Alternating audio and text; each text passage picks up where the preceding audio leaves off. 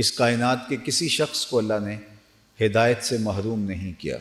اس کائنات کا پہلا انسان، پہلا نبی بھی ہے، تاکہ انسانی قافلہ ہدایت سے کبھی بھی محروم نہ رہے۔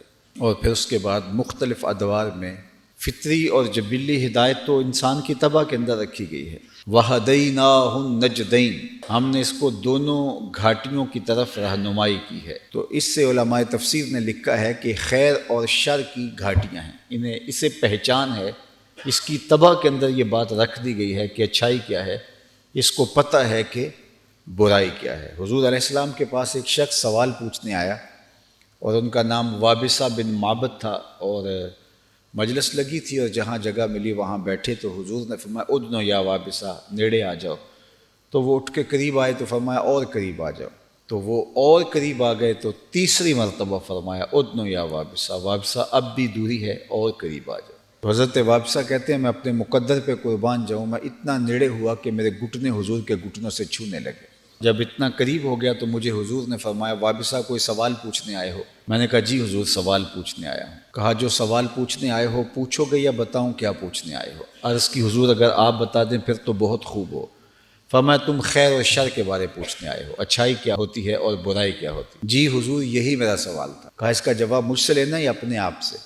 عرض کی جواب آتا ہوتا تو سوال ہی کیوں کھڑا ہوتا؟ تو حضور نے حدیث پاک میں آتا ان تین انگلیوں کو جوڑا، فَضَرَبَ عَلَىٰ صَدْرِهِ فقال استفت قلبک، اور حضور نے یہ وسط سینہ میں دل والی جگہ پر ان انگلیوں کو یوں مارتے ہوئے کہا یہ مفتی بیٹھا اسے پوچھ لے، یہ تجھے بتا دے گا کہ خیر کیا ہے، یہ تجھے بتا دے گا شر کیا ہے۔ تو یہ فطری اور جبلی ہدایت ہے۔ وَهَدَيْنَاهُ النَّجْدَيْنِ، اس نے دونوں گھاٹیاں خیر شر کی اس کو معرفت دی ہے، اس کو پہچان کی ہے۔ یہ گناہوں کی کثرت کی وجہ سے اس پہچان کو بھی کھو بیٹھے تو امر آخر ہے، لیکن فطرتاً اس کو اللہ نے انسان کی طبع کے اندر اچھائی اور برائی کی تمیز پیدا کی ہے، جس کو کہا جاتا ہے کہ ضمیر ہے جو انسان کا اندر سے کہتا تم غلط کہہ رہے ہو۔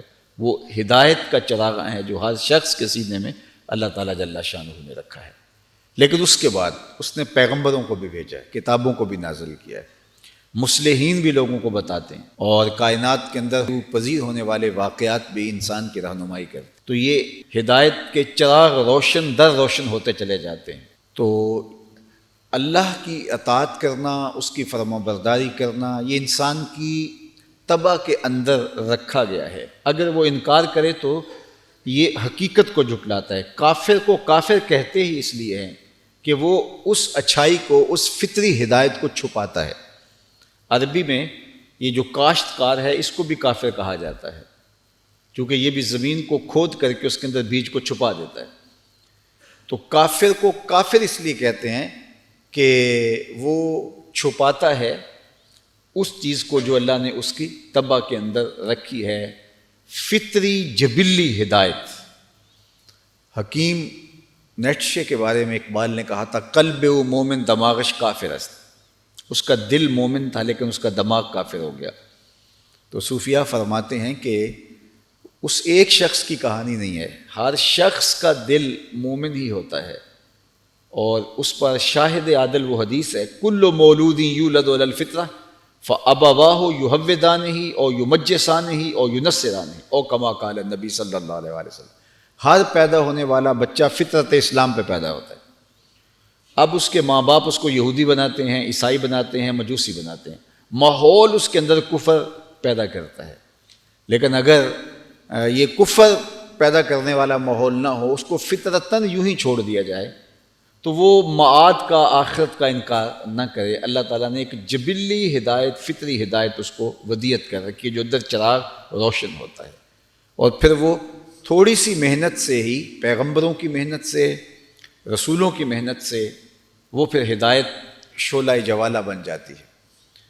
تو لیکن جن کو یہ صحبتیں میسر نہیں آتی، بری صحبتوں سے، وہ پھر بگاڑ میں چلے جاتے ہیں۔